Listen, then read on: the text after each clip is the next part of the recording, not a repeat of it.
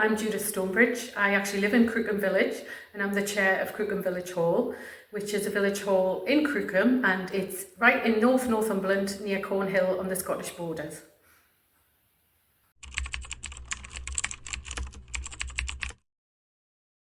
So we have a range of opportunities here in our village hall. We've really expanded our offer over recent years. We've obviously got the traditional things, like all of us who are on the committee are volunteers. We have people who come in and help with things like running the coffee mornings, selling raffle tickets, tidying up the garden. We often have young people who are getting experience for the Duke of Edinburgh who come and help with coffee mornings. We have young mums who help with the children's events, and we're really proud of the intergenerational work that happens. So we have some of the older residents who come and help with the children's events, which gives them contact with young people and they can share their life skills and experiences. We really try to tailor our offer to what people want and how they want to help us. We're not set in what we ask people to do, and we just try and flex to accommodate anybody really. Everybody's welcome.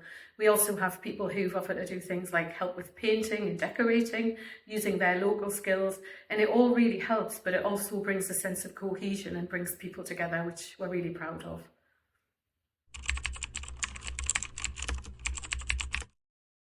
So I think the top tip for me about volunteers is start where they're at. So we aren't prescriptive about if you want to be a volunteer, you have to be X, Y and Z, or you have to do this, that or the other.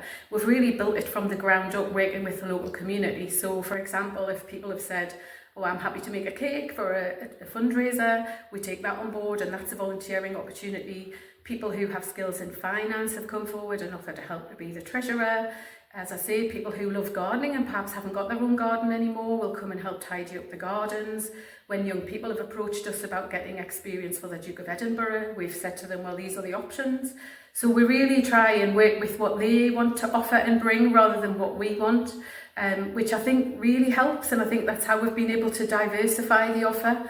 Certainly when we set up the children's activities, of which we've got a lot running now and we're very proud of that, that's really been driven by the local young mums and by a need that they said, you know, we need these activities.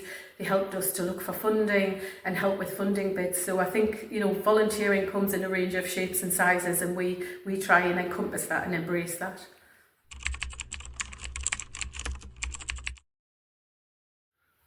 I think some of the difficulties are retention. So there are people who have volunteered with the hall for years and years and given so much, and either due to illness or changes in personal circumstances, they've not been able to do it anymore. Sometimes we've been able to reduce what they do, which is great, but it's trying to make sure we've got a pipeline of people always coming through, but also being mindful of boundaries and governance. You know, we're very clear about policies and things, and so we do have to be clear with people, you know, when they're volunteering around some of our policies.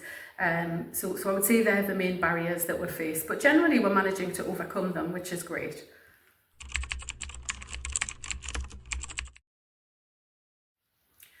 So we couldn't do what we do without the support of lots of local agencies really. Particularly I'd like to mention Community Action Northumberland. They've been such a great source of support for a lot of things, so whether that's about identifying potential funding pots, putting us in contact with other village halls that are doing things so that we share good practice, but also when we set up the children and young people's events, we're very mindful of the need to ensure we had all of the governance addressed around safeguarding and things, so they were very supportive in helping link us into policies and training. Also things like getting the electricity tested. It's just, we couldn't do it without them, but it makes us feel like we're safe and that we've got this supportive network that's bigger than the village hall committee.